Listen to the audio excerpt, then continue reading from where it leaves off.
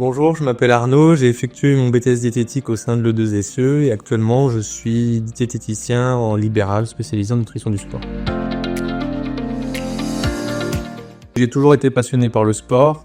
J'ai également pratiqué du sport dans mon ancien métier, ce qui fait que je savais que l'alimentation et le sport c'était lié. C'est pour ça que j'ai voulu me spécialiser là-dedans pour accompagner d'autres sportifs de tout niveau et de tout type de sport à atteindre leurs objectifs, leurs performances et pouvoir les accompagner sur du court, moyen ou long terme. Du fait que j'ai fait une reconversion, j'ai commencé une prépa.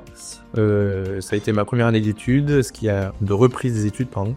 Ce qui a permis de consolider des bases. Une fois les bases acquises, j'ai enchaîné avec le BTS diététique. Le BTS diététique, il est difficile. Difficile dans le sens où il y a beaucoup de connaissances à emmagasiner. Que ce soit au niveau scientifique, principalement la première année à ce niveau-là, et la deuxième année, on va plus parler des pathologies, et même si on dit que la deuxième année est moins dure, je pense que c'est la plus dure quand même.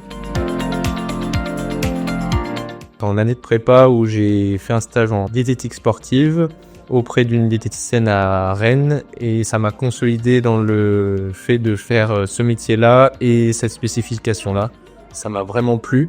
Ça a été un peu l'élément qui m'a affirmé que je voulais faire ça. Au niveau des journées, c'est vraiment fluctuant. On peut avoir des journées avec beaucoup de rendez-vous, des journées avec moins de rendez-vous, des journées avec pas de rendez-vous aussi. Donc on s'adapte un peu à l'emploi du temps. C'est aussi ça d'être en libéral et de faire ce choix. On va dire que mes journées sont du coup rythmées en fonction des rendez-vous que j'ai. Par rapport à ça, du coup, il reste juste à faire ce qu'il y a en annexe, qui est quand même énorme.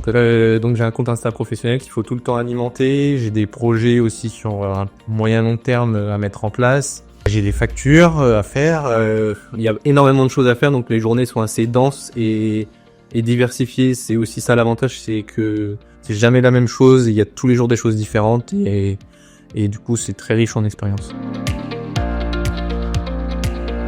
Pour moi, pour être diététicien et principalement en libéral, puisque je suis en libéral, ça va être dans un premier temps d'être autonome. Ça va être un peu contradictoire. Il faut savoir aussi garder du contact avec que ce soit les professionnels de santé, que ce soit dans le même corps de métier que nous ou dans d'autres corps de métier. Il faut savoir aussi aller chercher des partenariats. Il faut savoir aller vers les gens et garder le contact continuellement afin d'enrichir toujours ses connaissances et les liens qu'on peut avoir professionnels.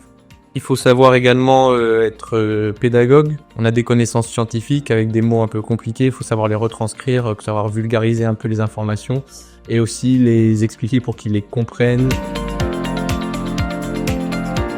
Comme conseil, je pourrais dire qu'il faut être constant. C'est le principal et seul conseil que je vais dire, juste être constant dans le travail.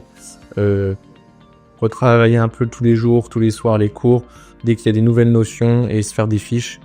Si vous faites ça, ça se passera très bien et ça ira jusqu'au bout sans problème.